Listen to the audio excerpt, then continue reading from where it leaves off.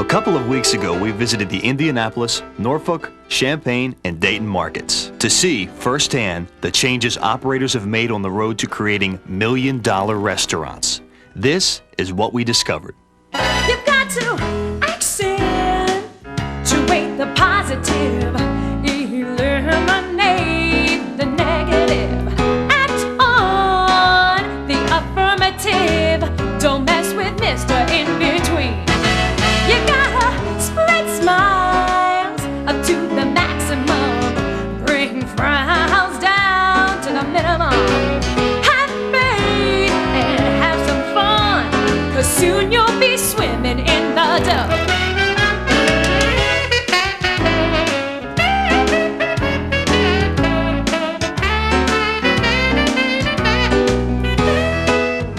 How did Indianapolis evolve to a million-dollar market? It evolved by, first of all, we put a lot of focus on training. We put a lot of focus on development. We put a lot of focus on motivational programs. The next thing that we did is we began to remodel. We began to add new stores to the marketplace. It's neat for Arby's to have a building that is cut above the way our products are. We've got some synergy going between our buildings, between our people, and between our product. And then at the same time, we literally doubled our advertising. I think quality is inherent in the Arby's brand. That's why customers come to Arby's.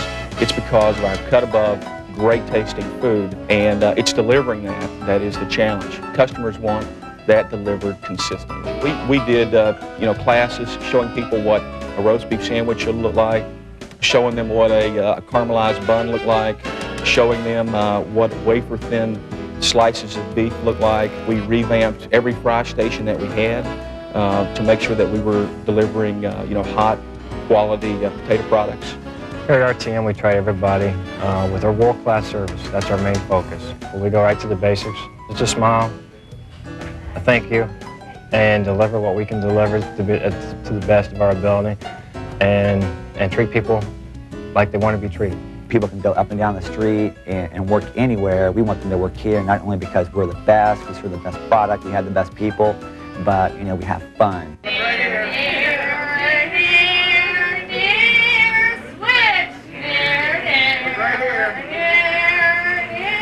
People are friendly, they get to know you, and it's just brighter atmosphere. I think it's the best fast food place in town. All right. So this is how friendly their service is. That's right. Actually, someone comes and sits with you.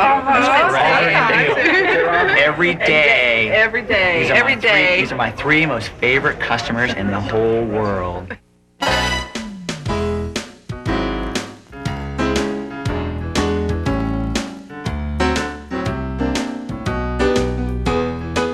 Tidewater Management Group was formed to take ownership of an existing operation here in Hampton Roads, operating at that time 8 Arby's restaurants. We had a very limited budget to work with. There was not a lot of additional capital available to pour back into it. The improvements we wanted to make, and indeed the increases in the advertising budget, had to come from store-level profitability, from current cash flow. Our approach the whole way along has been to be as aggressive as we could with the dollars that were available to go and take that business away from our competition and bring them into our establishments and then try to hang on to them. And a lot of that, again, has been through attention to the basics in the stores.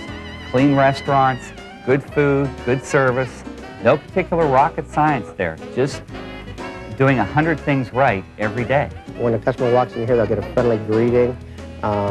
They'll feel welcome, and they'll get good service. They'll get a high-quality product in a very timely fashion. They'll feel that they're part of our success, and they'll be thanked, and they'll genuinely feel that they're appreciated when they're here. One of the common denominators in the military consumer, I think, is attention to their dollars. They're very frugal. We emphasize good value. Again, to build the traffic and to get the consumers back in the door.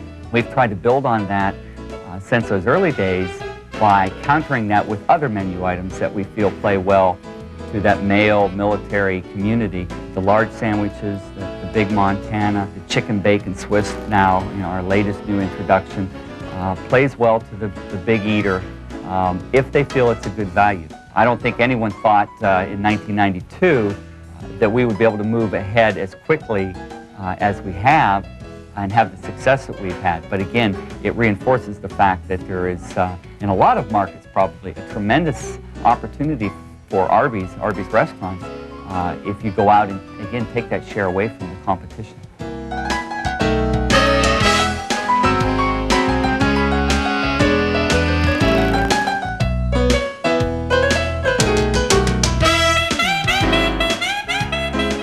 Some of the key things that we think are important in building sales are, first of all, have a good, clean restaurant, inviting to the customer. That is their first impression when they walk into the store.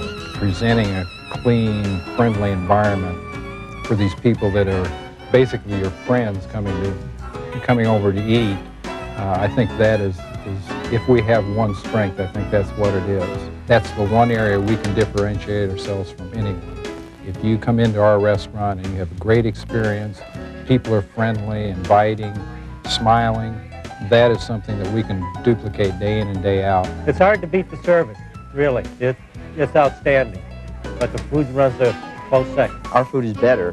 What we need to do is make sure that our people are better and that we are treating every customer like a guest, like a friend. Hi, Judy. How are you today? The first thing they learn is hospitality and customer service and what it means to how we treat customers in this company. People don't smile anymore. People aren't friendly anymore. And our goal is to make sure that all the crew understands that you smile at customers and you treat them as if they're guests and that they are the main reason we're here. Hi, Chuck. May I take your order? Hi, Mrs. Eli. The one at the far, I think Cindy is her name, at the far end of the counter on the left. I usually get in her line. So usually she'll just say, well, what are you going to have today, sweetie? And then I just tell her what it is I want today. Hello, Mr. and Mrs. Elston. How may I help you today? Hi, Brian. Can I help you today? Hi, Mr. Miller. May I take your order, please? We've got to get our customers to be wowed by service so that they go tell people what happened at Arby's. It doesn't happen everywhere. Happy birthday to you.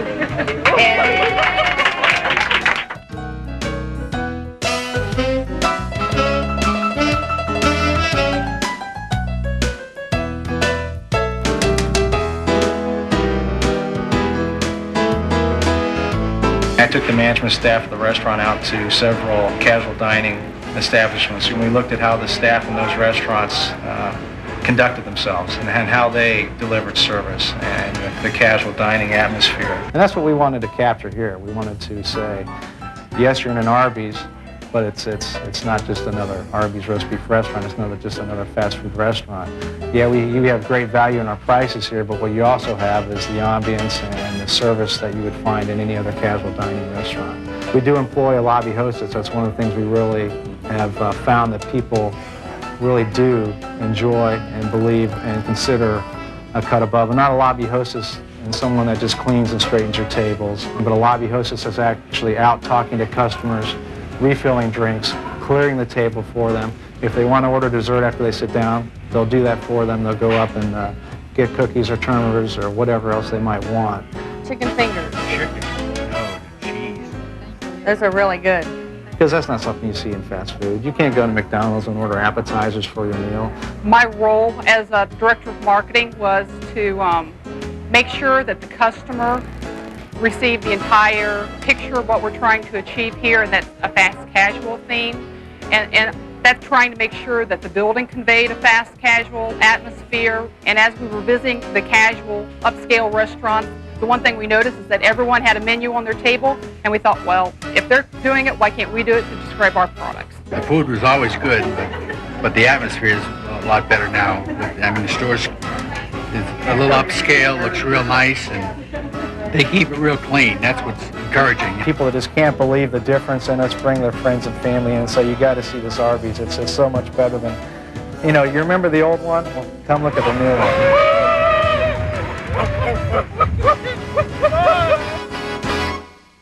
So, what did we learn? Fundamental changes are within everyone's reach, and they have a dramatic impact on your managers, your crew, and your customers. To deliver a cut-above eating experience, we need a dramatic and focused change in the way we think about and execute our business. So, take your first steps on the road to $1 million and deliver on the promise of Arby's.